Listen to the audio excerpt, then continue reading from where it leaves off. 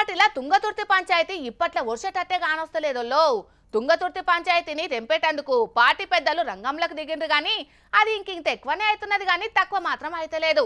MP ఎమ్మెల్యేలకు నడుమ షాలైన లడాయి ఇప్పుడు మంత్రి కోమటిరెడ్డి వెంకటరెడ్డి దాకా వాకింది. మంత్రి అయినటువంటి మెంటల్ ఖరాబ్ అయింది. మెంటల్ ఖరాబ్ అయ్యి మంత్రుల మీరు ఎంపీలు అయింది జ్ఞాపకం మర్చిపోయింది. ఆయన మంత్రికి మెంటల్ ఖరాబ్ అయింది. మెంటల్ ఖరాబ్ అయ్యి ఇక్కడ ఎమ్మెల్యేలు వేయడానికి ఆయన జ్ఞాపకం పాపం మర్చిపోయిండు. అంటే వీళ్ళకు ఎస్సీ నియోజకవర్గం అంటే లెక్కలేదన్నట్టు అహంకారం అన్నట్టు. ఎస్సీ నియోజకవర్గం అంటే అహంకారము. మీ అహంకారపూరితమైన రాజకీయాన్ని సాగు దెబ్బ కొడతామని కూడా హెచ్చరిస్తాను నేను.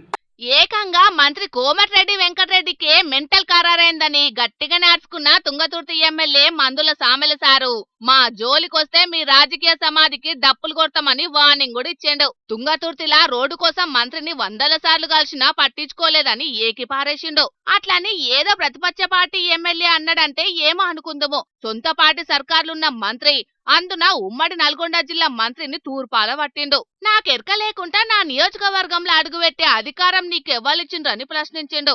అట్లనే సీఎం రేవంత్ రెడ్డి, చిన్న సీఎం బట్టి విక్రమార్క, పిసిసి పెబ్బ మహేష్ కుమార్ గౌడ్ సుతం దీనికి సమాధానం చెప్పాలని డిమాండ్ చేసిండు.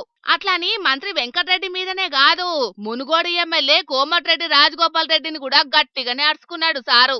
బీజేపీకి ఎందుకు పోయి రాజగోపాల్ సమాధానం చెప్పాలి. బీజేపీలో పోయి ఎందుకు పోటీ చేసిన రాజగోపాల్ చెప్పాలి.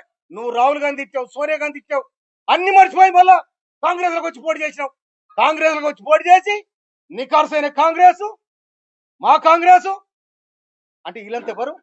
నువ్వు పార్టీలు మారొచ్చి నికాసైన కార్యకర్తలు అని మాట్లాడతావా? నీకంటే ముందే నేను కాంగ్రెస్ పార్టీలకు వచ్చినా అనుకుంటా ఘాటుగానే విమర్శించుండు సామల సారు. ఇక దీని మీద రాజగోపాల్ రెడ్డి సారు గిట్లా అనుకొచ్చిండు. తుంగతుర్తిలో ఉన్న కాంగ్రెస్ పార్టీ కార్యకర్తలందరికీ ఒకటే మాట చెప్తున్నా, నా అభిమానులకు, నా పిలుపు మేరకు సామెల్ని గెలిపించిన మీరందరికీ కూడా నేను క్షమాపణ చెప్తున్నా. ఒక తప్పుడు వ్యక్తిని తీసుకొచ్చి టికెట్ ఇప్పించినా అని చెప్పి నాకు అర్థమైంది. మీకు క్షమాపణ చెప్తున్నా. మందుల సామెల్ గారు ఏది ఆలోచించి మాట్లాడుతుర్రో, నాకు టికెట్ ఇప్పియమని చెప్పి మా ఇంటికి ఒక 100 సార్లు వచ్చిండు.